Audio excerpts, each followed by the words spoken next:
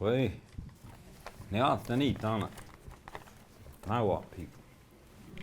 How many of you seen this?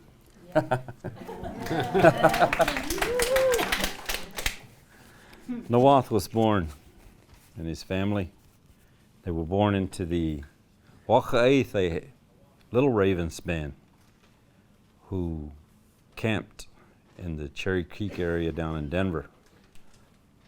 Niwot grew up and learned to camp here, basically to love this area of Boulder Valley.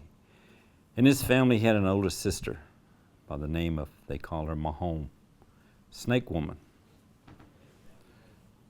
And Arapaho should be she, a, his, a, Snake Woman.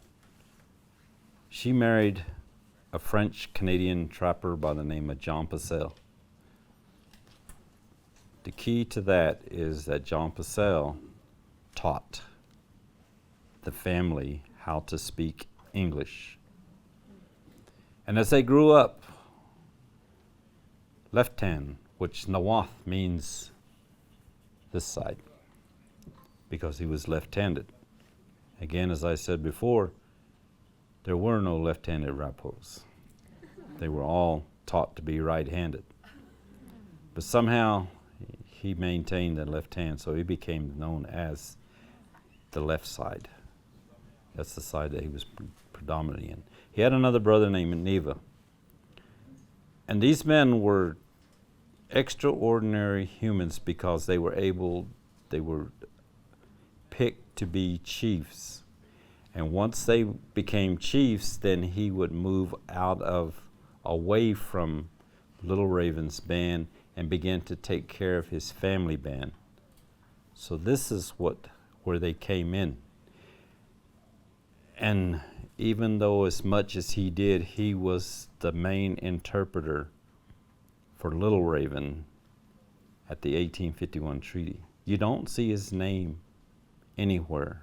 You don't see him signing the treaty because he was that kind of a leader that stepped back away but still was there to take care of the people.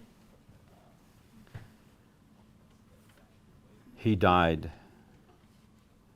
in 1864 because of Sand Creek. Neva died because of Sand Creek. All of the family died. How did Mahom, Snake Woman, keep her family together? Because when she was married to John, she lived in Denver. After John passed away, she moved back with her brother and became part of that band.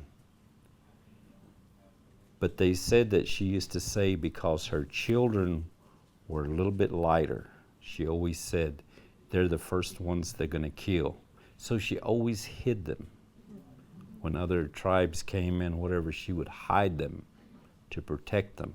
She must have done a good job because she got her entire family out of the Sand Creek Massacre. Her oldest daughter, Margaret, married Fitzpatrick, who became the first Indian agent for the Cheyenne and Arapaho Tribes. After his death, she continued to become an interpreter for the Cheyenne and Arapaho Tribes. She and her younger sister continued to interpret throughout our treaty years. So they were present for the rest of the treaties from the 61, 65, 67. They made it all the way to Oklahoma. Mahom is buried on the side of I-40 in a white man's cemetery.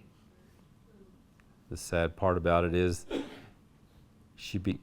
the white man became her executive of her estate and ended up taking all her land, and all she asked was that she could be buried there.